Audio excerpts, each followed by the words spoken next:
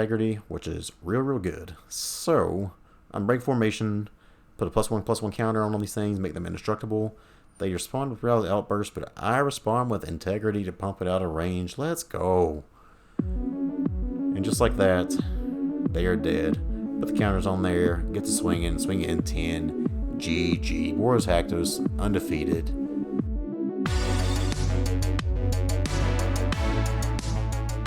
How's it going, y'all? TimesFan920. Today we're back at it with some more Boros Haktos, trying to make Haktos work here in Standard and put him in a shell, where we can actually, cast him with our mana this time. So if you saw the video from the early access event, I was playing Haktos, but I never actually got to play him. A large part of that was because of the tournament grounds and the mana base there, just making it unable because he's not a knight. So I've taken that out. We got a really clean mana base here: 8 plains, 8 mountain, 4 sacred foundry, 4 temple triumph. Hopefully this game we get to try him out and see if he's worth worth casting here or not. It feels kind of bad to call a deck Boros Haktos when you can't actually cast the card. So hopefully we get to today. Maybe the case is he's just a little bit too slow for what this deck wants to do anyway, because it can just be so fast off the board that it doesn't really need Haktos. So we ended up taking him out of here. I probably just had some more Shadowspear, even though it's legendary. Like, the card's just been super gassed every time I've had it. But we're going to take this into some games here. We got a sideboard now. 2 Giant Killer can come in against Gruul, or the things with the big creature we need to kill. Especially good against Gruul, though, because you can kill a lot of the creatures and just be able to tap down things constantly. Pretty good. 3 Lava Coil against the creature matchups we want this. Same with Scorching Dragonfire, be a little bit more smaller. Things like Izzet Flash with their Brine-Board Cutthroats, things like that. 4 Banishing Light on the side, problematic Planeswalkers and whatnot that we need to take care of can go away. 2 of Unbreakable Formation, anything that is playing sweepers, whether it be like instant speed like Flame Sweep, then you white Sweeper, Time Wipe, all that kind of stuff. And finally, Elspeth Conquers Death, another way that's pretty versatile to both get Planeswalkers taken care of, to make control decks take a little bit longer to cast their stuff, and then finally getting a creature or Planeswalker back from a graveyard. Pretty sweet. So, looking forward to trying that one out. So without further ado, this is Boros Haktos. Let's see if we can't get some games with this. Still in silver right now because we're lowly and scum. So hopefully we can work our way up to gold. Let's go! First game of the day here. We get started out on the play. Opener here. Got 3 plains, but we have 2 Worthy Knights, so it's a little bit sketchy. Not looking like we're going to be casting Haktos anytime soon, but 2 Worthy Knights make this a keep. Again, not a great hand, but we can work with it. Draw another Haktos. Pretty, We run 16 or 18 red sources in the deck, and we draw our 2 of Haktos before we find a single red source. Yikes. Either way, we're getting a Worthy Knight down. Let's go. Even though we got the awkward mana here, perhaps we can just get all these out, start getting them down fast, get a lot of creatures on the board. They play a Nargamoeba, so they're playing some kind of Dredge-like strategy here, which is pretty interesting. So we find a red source. Look at that. We still got a chance to cast Haktos on time after all. We could Bonecrusher the Nargamoeba, that feels bad. Go ahead and swing 2 first. They shouldn't have any removal for this, for 1 mana that we're really worried about. So we'll swing in there. Second main, just go ahead and cast a Worthy Knight. That way we get both these down. If we happen to draw another Knight, we can start making 2 soldiers a turn. Not too shabby. So they play a green, so Sultai, something or another. Merfolk Secret Keepers. They're definitely caring about the graveyard. They got some Glowspore Shaman and another Nargamoeba. It's cute, but nothing we're too afraid of here. Here we play the plains. Deciding what to do here. If I attack, they probably just double block a Worthy Knight, and I don't love that trade. So I wanted to see if they would offer that first. They go ahead and go for the double block here, so I figured the safe thing here is to just Bonecrusher Giant on one of the Nargamoebas. That way our Worthy Knight still lives. So we'll Bonecrusher, stomp one of those, get in the beats here, get them down to 15, empty the board. No follow-up, unfortunately. So they flash in Omen the Dead and get back the Glowspore Shaman, which we're not too afraid of right now. They're really filling up the graveyard fast, but doing nothing so far that's really threatening at the least. So they got 4 mana here. Another Merfolk Secret Keeper. They are venturing deeper and a Creeping Chill, so it's nice for them to hit that. Glowspore Shaman coming down, and probably just a Merfolk Secret Keeper, I'd imagine. Kind of clogged the board up a little bit here with the creatures.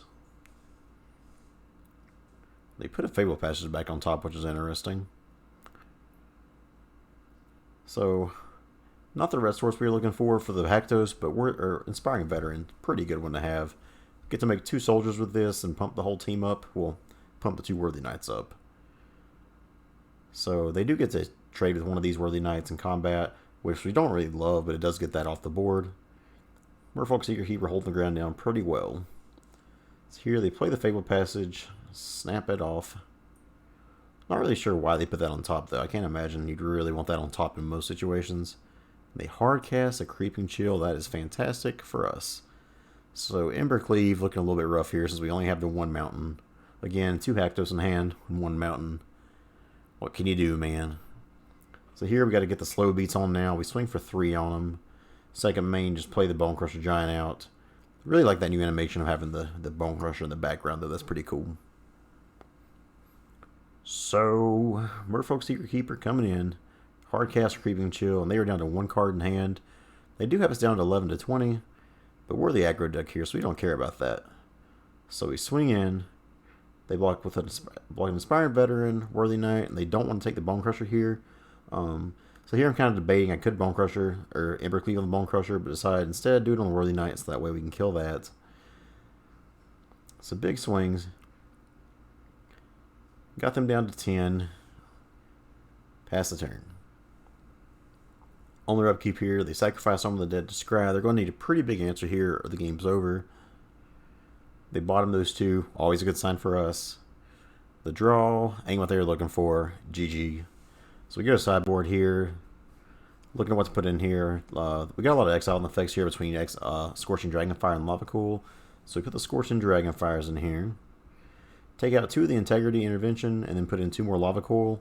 The pump spells against this deck don't seem to matter too much. We can power through a 0-4, but that's not too important. I think just exiling things, getting out of the way is probably better for us. So we'll be on the draw this game. Opener, a little weird here because we have the Temple that just comes untapped, and then the 2 planes. So I guess, we got a few different ways to go. We could go Temple on 1. Let's see what we do here.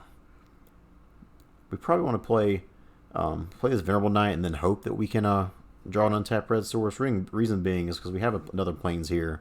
So we can play this Venerable Knight and then we can play the Worthy Knight afterwards. And then by then we've had 2 more draw steps to draw into a red source that's untapped for the Fervent Champion. But so here we could draw Tajik, and it's given us more to think about. Instead, I decided to just go ahead and risk it all here.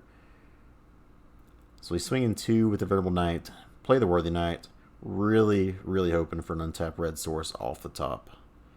Relentless Pursuit does usually nothing to affect the board. However, they get a Creeping Chill and an Archamoeba here, so they will drain us for 3 and get a 1-1 on the battlefield.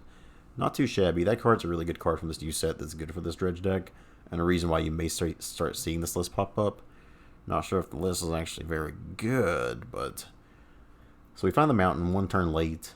So here we just swing with the Worthy Knight. Don't want to trade the Venerable Knight off just for a 1-1. We'll keep that mountain on top because we have multiple red things we want to do. We have Embercleaves here. And I don't know about you, but I believe in the cleave. Once again, they put the Fable Passage on top. Not really sure why. So here we could go Tajik and Fervent Champion. I decide I want to get this Embercleave on the battlefield because I doubt they have a way to stop it. And then later on with those Fervent Champions, we can equip it for free. So we go ahead, play this, try to attach it to Worthy Knight so we eat the Glowspore Shaman. However, they have the Noxious Grasp there, which feels real bad. So Venerable Knight, Archamoeba trade off. But now they got the creature on board, and we are empty-handed here currently. But we've got some gas in hand. They fetch with the Fable Passage, hard cast an Archamoeba, and get in for 3. And that's where that deck kind of struggles. Like, that's never a thing you want to do. So here you'll see me screw up here. Play Fervent Champion, play Tajik. I could equip that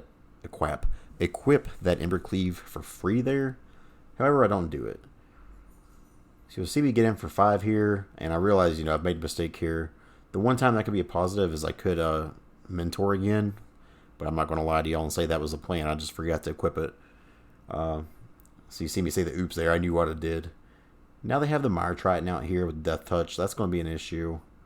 So we definitely want to get that Embercleave equipped, right? We draw another one.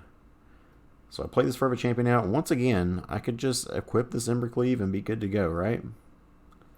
But your boy's an idiot. Not sure if you guys knew that, but occasionally I can be an idiot. And I forgot once again. And I realized, as I did it, that it was too late. And just feel like a big dum-dum. So, as you see the picture up there on the top right, that is what my face was at the time when I knew I forgot this. So Tajik eats that, goes away. But we got our Fervent Champions here, looking nice and big. So they play Pellucrados here. 6/6 would usually be pretty daunting for this board, even with your Embercleave. However, the damage can't be prevented clause works really badly against that when you have things like Stomp. So usually where Stomp is a 2 damage spell, it actually does 4 here. So we swing in and get the double pumper guys. Swinging for 7 currently. He's probably got a block. He knows we got the Embercleave already. So he makes the right block here. The good news for us, we can Stomp and do 4 damage to that because it loses 2 counters and damage can't be prevented. So we just get a clean kill there and still get the trample over. That's exactly lethal. GG. Boros Haktos, even though we get to play Haktos, getting the win. 4 ticks up into silver 2. As much as I hate being in silver again, it's nice to be able to move so fast. So we get to be on play on this game. Opening hand, a little bit slow. We got some good spells for it. We got Bonecrusher Giant, Inspiring Veterans. We have Worthy Knight at the top, which is also good. So we'll keep that. Mana's not looking to be too much of an issue here either, so we run into a Haktos. We can play it. Not bad. They drop an island on us, pass the turn. Here, I've got the option. Decide to go with the Worthy Knight. That way, Acclaimed Contender can still make us a token. I think that's a little bit better than just having one more power with the Inspiring Veteran. And usually you want to save that Inspiring Veteran if you can until you know you've got like a bigger team to pump. So here, Acclaimed Contender comes down. No counter spells, no quench for them.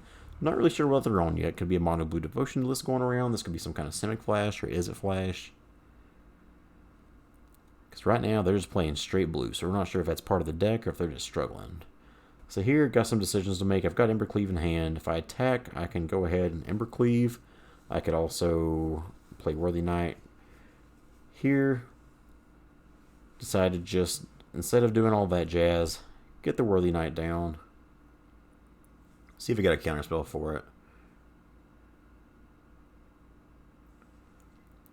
So that ends up resolving. I've got a really wide board now. I could play the Inspiring Veteran, but I'm kind of afraid that if they have something to deal with it all of our board, then we kind of lose out a lot here. So instead, I just hold up the Bonecrusher Giant for now. End of turn, Stomp. Get them down to 10. And from here, we got a pretty big board. We're swinging for a lot of damage here. Unfortunate that Temple of Triumph there has a temple instead of an untapped land. Still, we get the big swings on. Let's see what they decide to do here. So they crack Fabled Passage.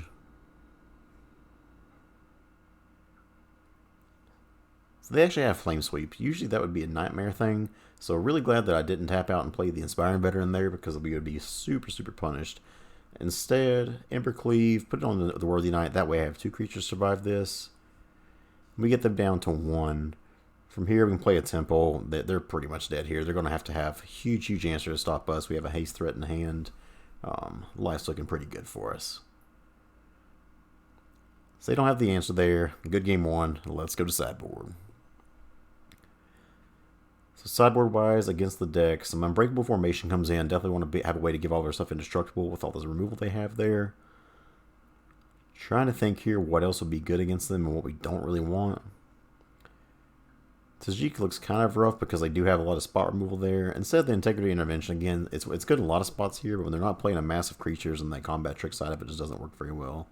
I do put in the Elspeth Conquers Death because there's maybe something in the bigger range, whether it's a Gadwick, or I know some lists play Niv that you want to exile, so that's a pretty good answer for them. It's game 2, we're on the draw. This is almost like the most identical hand from last time. We have Inspiring Veteran, Acclaimed Contender, Bonecrusher Giants, Embercleave, all the like. So they temple us and they hello us, even though they were the ones moving super slow last game. I know it's hard to see that because I edited out of these videos, but like I don't want you guys sitting through them going through a timer almost every other turn. So as you can see here, they're actually hitting their land drops for both colors. Well done, opponent. Because they're stopped here, we're not sure if they're trying to. They have a quench, and they do. They have the quench there. So pass the turn. I would still rather get quenched than be able to be stomped, because that way they can't just cleanly play the Bonecrusher Giant last time or next turn. So here we got options. We can Inspiring Veteran. We could Acclaimed Contender, but then it doesn't do anything really. So I figured let's just play one naked Bonecrusher Giant and get that on the battlefield. If it resolves, great. If not, not a huge deal. They got the Aether Gust. Decided to put it back on top for now. It's a decent spell. We still have another land in hand. So we still have the ability to double spell next turn if we need to.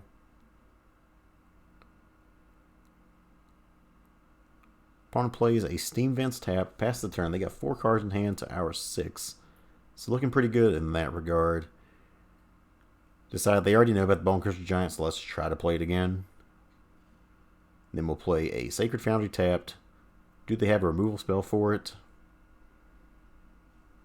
They have Thrill of Possibility. Not one I'm used to seeing in the Izzet control decks, but not a, or Izzet Flash decks, but not a bad one, I don't think. So they pass the turn here. 4 mana still. The Aether Gust, the Aether Gust did stop us from really finding another land here, which is a little bit unfortunate. So Scorching Dragonfire, I got a decision here. I can either let this die or I can Unbreakable Formation it. Decided to try to Unbreakable Formation, force their hand a little bit. They're down to 3 cards in hand. They end up having something else. They have an Aether Gust. So they're at least taking 4 here just from targeting him twice. I think this was a mistake though, looking back in hindsight. I think I shouldn't have put this back on top. We have another one, and we need to start hitting your land drops. And right now we're kind of just dirtling around with what the Time Walks are doing to us. So they play land number 6 and pass the turn. So once again, we just played Bonecrusher Giant. We could have done this before and had an extra land. Probably better. They go ahead and Chemist's Insight here.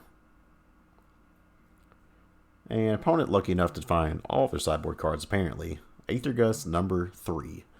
This time we go ahead and put this on the bottom. Don't even worry about it anymore. I think that was Aether Gust 3. So what they got? Niv Mizzet. So we find that Elspeth Conquers Death, the perfect answer for Niv Mizzet if we had the extra land. And that's where I'm really kicking myself in the foot now, is knowing that we had an opportunity to possibly answer this. We didn't keep putting the Bonecrusher Giant back. But we just wasted a little bit too much time there. So on upkeep, let's see what they do. They have all the ability to start pinging us or pinging down our Inspiring Veteran. They have Chemist's Insight in the graveyard, but I gotta start putting my stuff out there at some point, or they're just going to waste a bunch of time. Looking back again, and maybe I should have just played the Bonecrusher Giant out again. That way, if they kept trying to target it, then we could at least ping them if it was targeted with a spell. Let's see what they do here, though. So they main phase Chemist's Insight, just so they can finish off the Inspiring Veteran. Smart play. Do one of the Veteran, one to my face. So now they have 2 Chemist's Insight in the bin.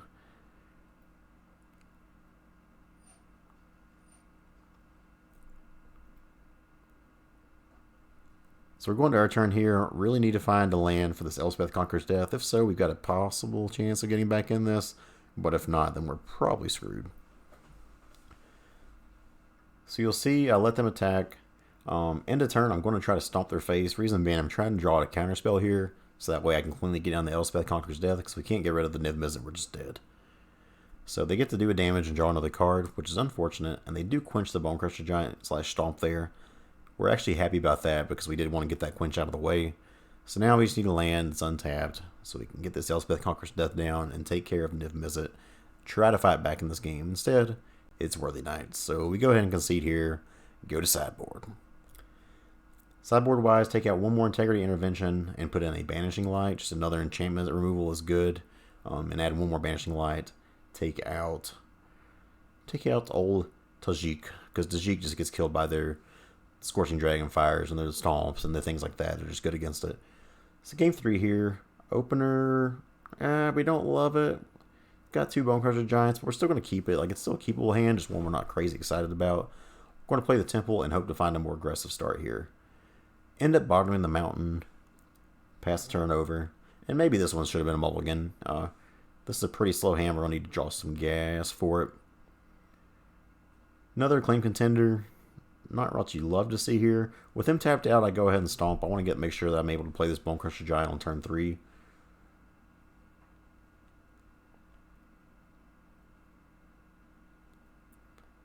Opponent's turn. They play a Mountain. And what do you know? They pass the turn. So here we go ahead. Just play the Bonecrusher Giant. It resolves. Cool little stomp animation. They've got the Scorching Dragonfire for it. They'll still take 2 from it, but Bonecrusher Giant down.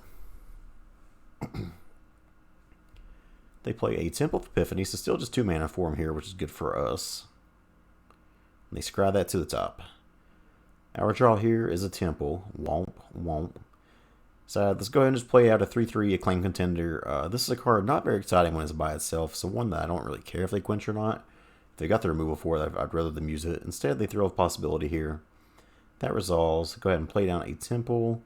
Definitely don't need a land at this point. We're doing good on that for once. Pass the turn over. They're 16. They got a full grip of cards. Play Fable Passage, pass the turn, and look who it is. It's Haktos. We've got the mana to possibly use them. Let's see if we can do it. So we swing in for 3. Get them down to 13. And now I gotta decide. I can play Haktos, but I'm just not sure if it's actually the right call or not. Because we gotta play this smart. So instead, let's go ahead and try to play Acclaimed Contender here. That way I can at least draw into another card with this other one I have on the battlefield.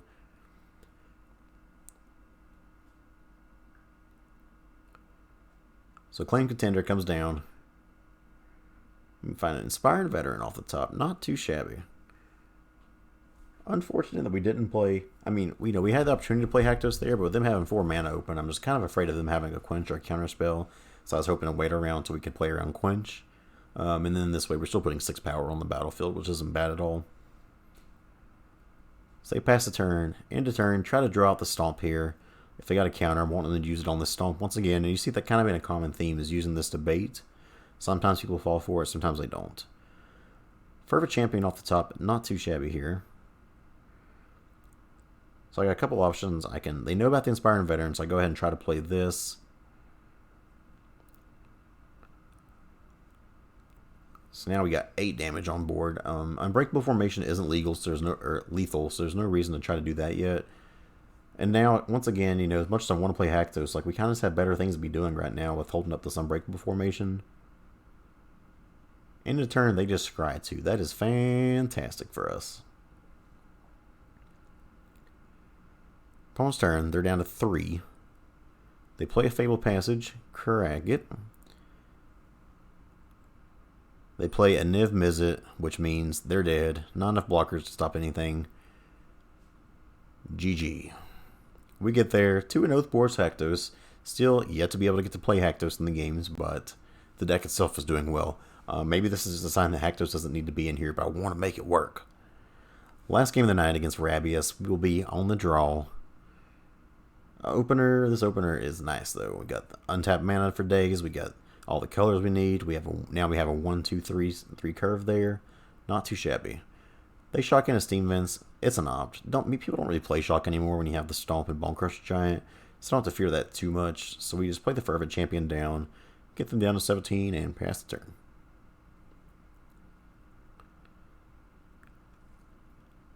They just play a Fable Passage, so it's looking like we may have another Izzet Flash here. Scary. I decided to play them out and hold off on the white. We don't have any double white cards here, and if I can make them think this may be something like a mono-red Cavalcade deck, just withhold all the information that we can. They go ahead and crack Fable Passage, and I decide I've got nothing else I'm probably going to do here anyway, so I go ahead and stomp their face. That way we have the Bonecrusher Giant ready to be played next turn if needed. So pass turn.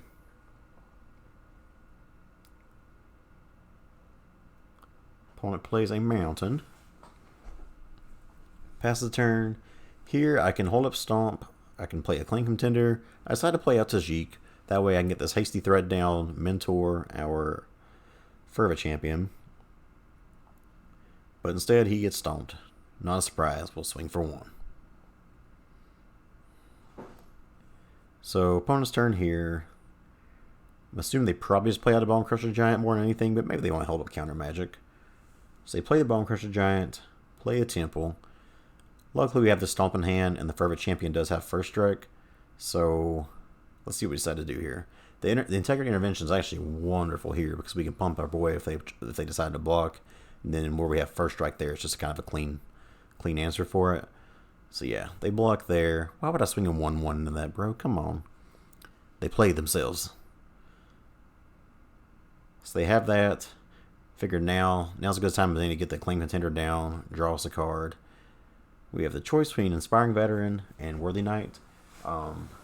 It's a tough one, but I think at this point, we already got them down to 13. Just making our guys bigger at this point is the better priority here.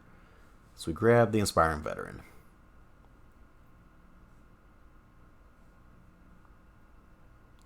Opponent plays a Fabled Passage and cracks.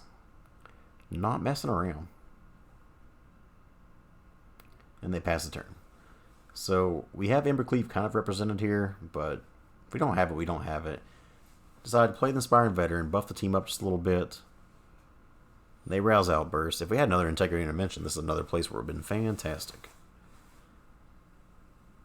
So they hit us there, which is unfortunate. We still get to swing for 5 here, though. So we get them down to 8 with Stomp held up. Go ahead and play Temple of Triumph. And there's the Cleave. And you know us, we believe in the Cleave all the time. Opponent plays down a Castle Vantress. And I bet you they might just pass that turn, eh? Oh, they don't, though. They play Gadwick. They do leave up 1 mana, which means they probably got an opt. Again, people aren't really playing Shocks these days. Unfortunately, we can't stomp the Gadwick and kill it, so that doesn't do much. So we go to end of turn. Go ahead and just stomp now. Nothing they can really do about that. Get them down to 6. So unfortunately, with Gadwick, they're going to be able to just tap whatever creature they can tap that Acclaimed Contender. So before combat, they go ahead and opt. Tap down the boy. Actually, I think it's a girl, but we don't care around here. We like everybody. So we go ahead and swing for 1. Still represent Embercleave. I want to be able to make this trade. So even though our Fervent Champion will die, that's still a trade I'm happy to make all day. Trample through for a little bit extra damage there and pass the turn. See what the opponent's got. Starting off an opt. Main phase opt is always something we want to see against us. So they do that. Little suspicious. Hey, they got all these cards in hand. So we pay the mana. Try to equip this to Acclaimed Contender. They got the Rouse Outburst in response. Boo. Luckily for us, we still have the 3 mana open here. So we play a Bonecrusher Giant. And it comes down. And Bonecrusher is really good when they have in these kind of spots because most of their removal is like targeted damage. So even if they have removal for it, they're going to take damage trying to kill it. That's good for us.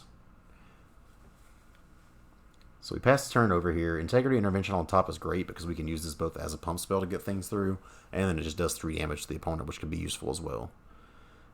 So here, we equip the Embercleave to the Bonecrusher Giant. Swing in, let's see what kind of shenanigans we're at the pool here. So they decide to block, which would be a clean block and still be lethal. So we're assuming they probably got something else here, right? Nope, they did. They had nothing. Once again, good game 1. Boros Haktos. Still no sign of Haktos around. Basically the same sideboard as last time. We have some Unbreakable Formations come in. Thinking about the Elspeth Conquers Death here because they do have the Gadwicks. The 2 of them come in. As far as what we take out here, the 2 Integrities come out. Yeah, we decided to just take out 4 Integrity. So minus 4 Integrity, plus 2 Unbreakable Formation, and 2 Elspeth Conquers Death. This hand is gas. This is a really fast one. Kind of mess up here a little bit. I get confused on what I want to do. I end up shocking this in unnecessarily. I wanted to play the Venerable Knight no matter what. But at least this gives us the potential to play Fervent Champion next turn if we drew another 1-drop. We don't, so instead, just play a little Inspiring Veteran. We expect this to probably get shocked here, but you never know. Maybe the boy. I mean, it's got a kid. Who's going to stomp a kid?